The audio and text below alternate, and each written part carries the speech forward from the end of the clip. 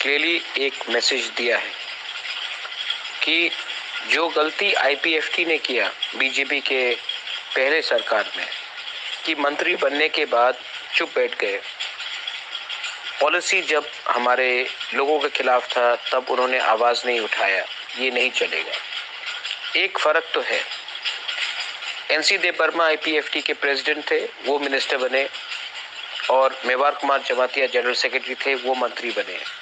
जिस दिन पार्टी का प्रेसिडेंट और जनरल सेक्रेटरी ही मंत्री बन जाता है तो मंत्री पद ज्यादा बड़ा हो जाता है और पार्टी छोटा हो जाता है। मैं बीजेपी की सरकार में नहीं ज्वाइन करूंगा, मैं बाहर रहकर एक प्रेशर रखूंगा।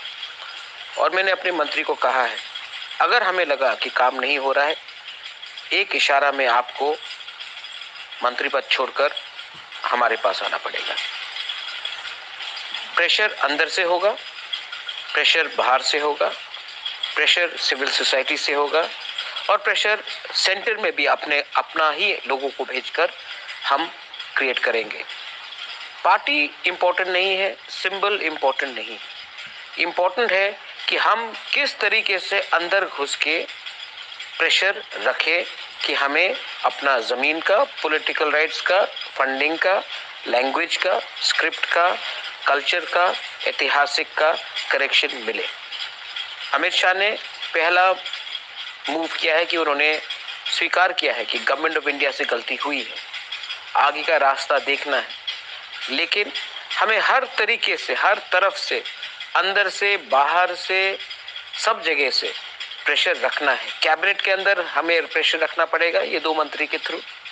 आज पहली बार है कि 11 मंत्री में 5 तिपरासा होगा।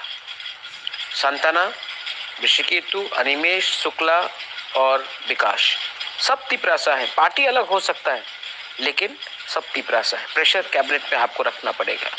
पार्टी के बाहर, कैबिनेट के बाहर मैं प्रेशर रखूंगा, और सिविल सोसाइटी से भी आपको प्रेशर रखना है।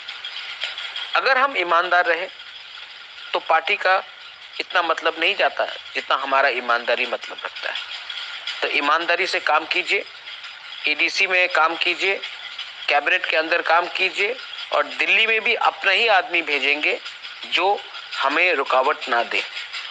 सिंबल इंपॉर्टेंट नहीं है, फिर से जो दिल्ली में हमें हेल्प करे, कैबिनेट के अंदर हमें हेल्प करे, एडीसी में हमें हेल्प करे, और जो हमारे लोगों को हेल्प करे, ये सबसे इंपॉर्टेंट चीज है।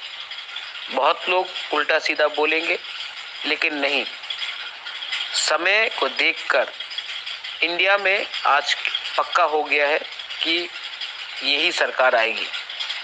तो हमें यही सरकार से कॉन्स्टिट्यूशनल सॉल्यूशन लाना है। ऑपोजिशन मैं जितना भी उनको प्यार करूं, वो पावर में नहीं आ रहा है। तो हमें देखना है कि कौन पावर में है और कौन ही हमें हमारा न्याय दे सके। इसके लिए दिमाग से सोचकर हमने ये कदम उठाया है, और अगर हमें लगा कि ये कुछ नहीं हो रहा है, सरकार कुछ नहीं कर रही है, तो हमें बिना डर कर कदम वापस भी लेना पड़ेगा। This is my message to all. सोचिए, समझिए और राइट टाइम में राइट डिसीजन लीजिए।